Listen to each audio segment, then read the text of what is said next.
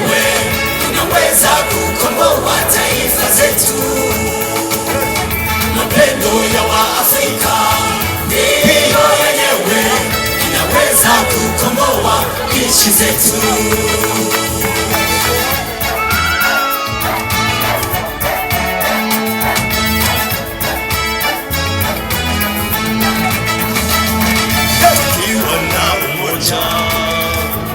Sudani, Afrika yote itakuwa na umoja, tukiwa na mapendo. Somalia, Afrika yote itakuwa na mapendo. Umoja wa Afrika ndio wenyewe unaweza kukomboa taifa zetu. Mapendo ya Waafrika ndio yenyewe inaweza kukomboa nchi zetu. Umoja wa Afrika ndio wenyewe unaweza kukomboa taifa zetu.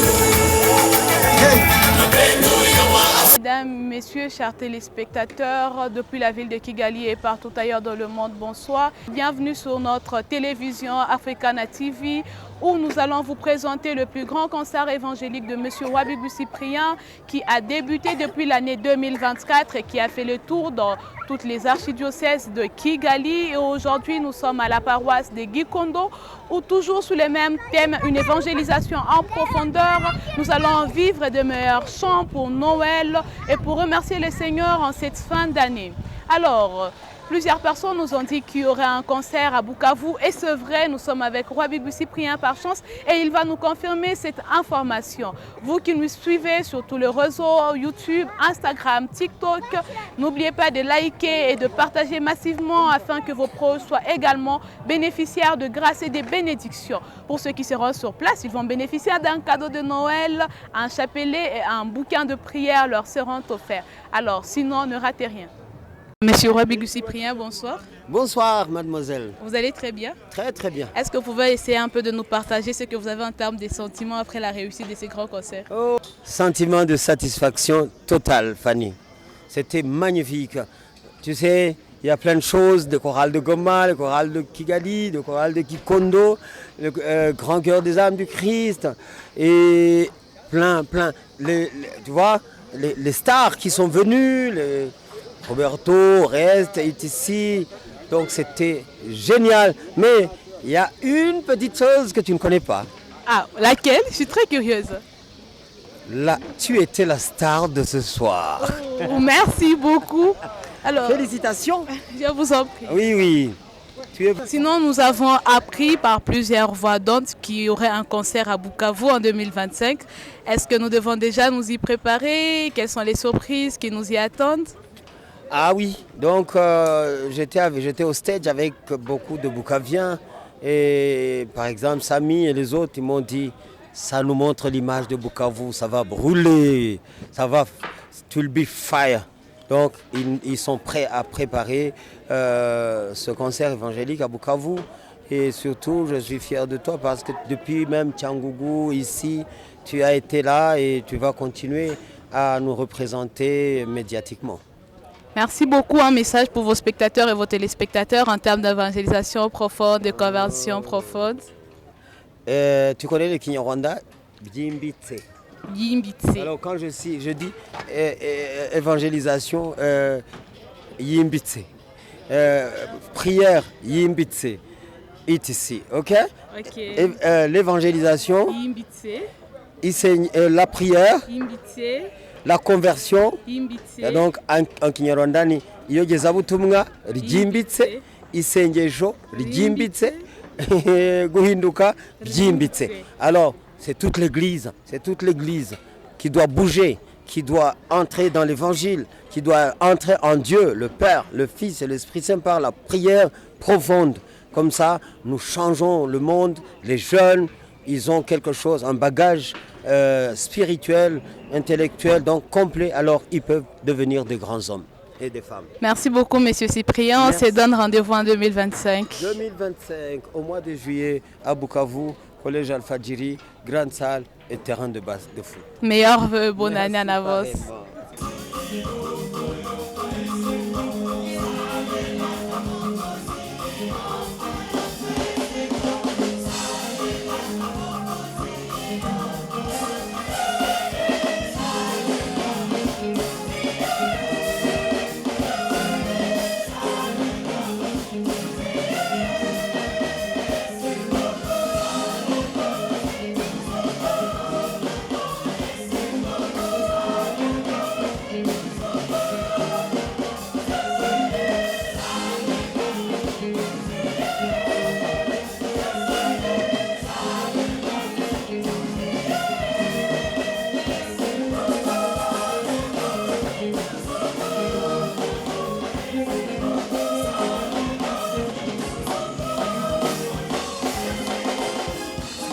hano rero tumaze gusoza igitaramo, ni igitaramo cy'umwaka gisoje n'ibindi bitaramo byabaye hirya no hino muri diocese zitandukanye. Turi kumwe n'urwari rw'Isipriye, reka abantu tubanze tumubaze ibyishimo afite kuba uyu mwaka ushoje mu ivugabutumwa yari yawuteguyemo ategura n'undi mwaka. Ibyishimo afite ku gitaramo tunasorejeho cyaryoshye cyane.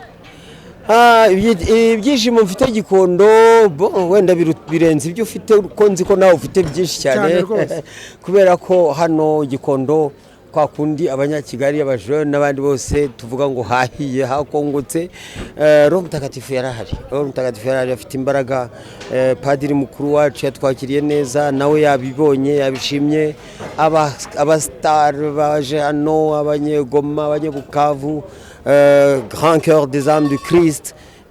It was amazing.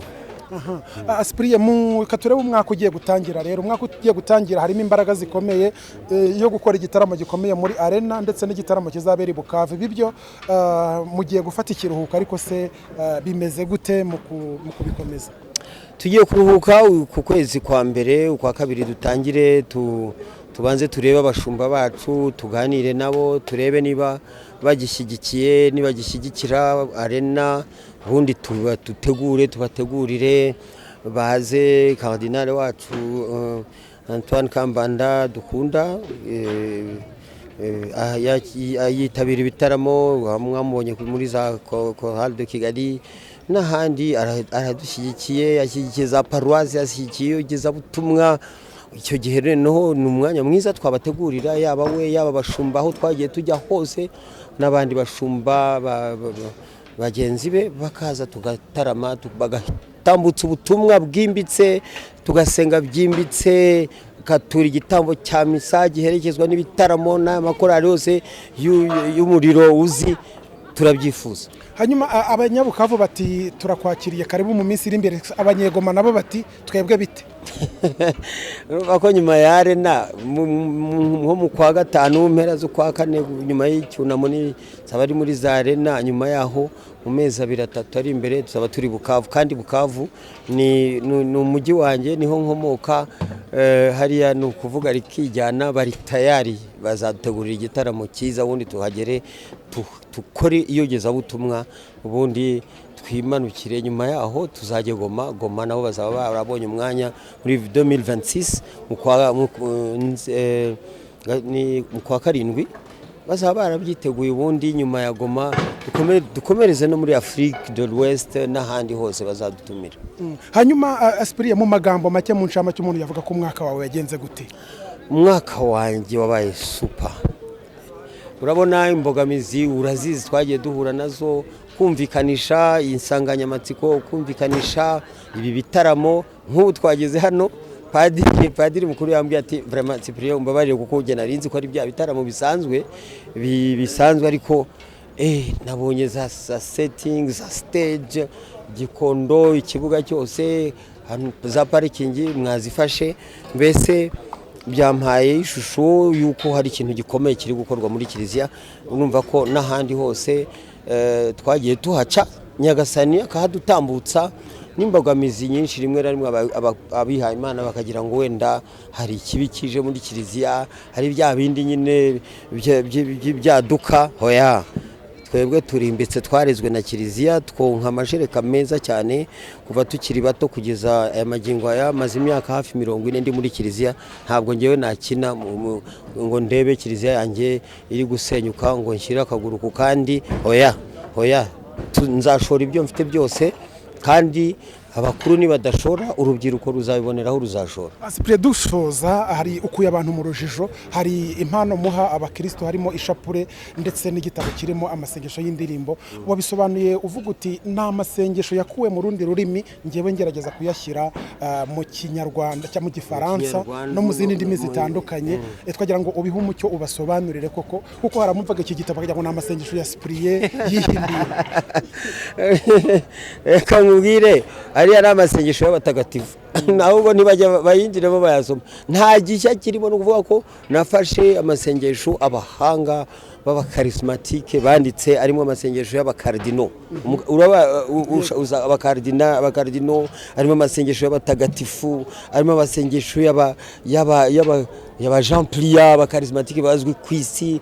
Harimo ngewe icyo nakoze amaze kuhindura ubuzima bwanjye, navuze ntabanyarwanda bene wacu bagomba kubi ndicara mfata za retraite mfata iki bwana ndandika Ikinyarwanda cyiza mbaza Roho Mutagatifu mbaza n'abandi ijambo kurindi. Urabizi ko ngende umunyamategeko aterura ijambo kurindi. Urumva ko nibashaka bazagifate nababwira iki bakigaranzure bagihire wenda icyo bashakamo n'udukosa twa frappe n'ibiki byose, ariko nta kosa theologique cyangwa iki basangamo kuko si ibyanjye ni byabo. Ikindi kibashyize urabona ko u Rwanda ni pays anglophone uko byagenda kose, twagishyize no mu Cyongereza kandi nafashe abahanga nibo bakoze Icyongereza baba traducteur baba Kristo Gatolika, donc nabyo ni byiza cyane. Yego. Cyprien turagushimiye cyane, twifurije kugira rero umwaka mushya muhire. Namwe mbatiza uri intwari twajyanye hose, Nyagasana guha umugisha. Kandi tuzajyana n'ahandi hose. Urakoze cyane. Congratulations, bravo, Nyagasana guha umugisha. Maria,